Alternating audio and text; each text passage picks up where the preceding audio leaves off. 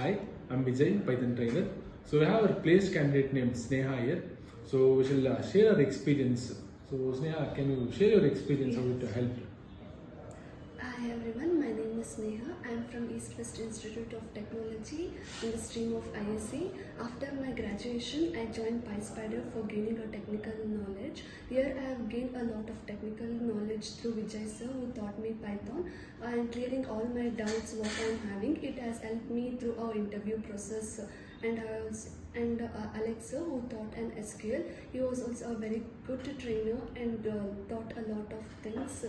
And after that I got placed in this technical knowledge in that interview has helped me a lot, so that I got placed here.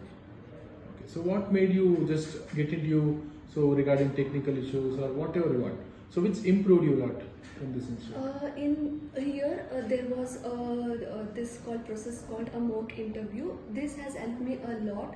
Likewise, in a week there was one mock, so that it has helped me and gaining practice a lot in technical things. So this had helped me in interview process, and there was also a presentation concept daily.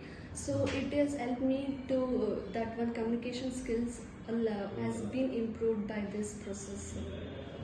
So very good, Sneha. So we congratulate you and then all the best for your future.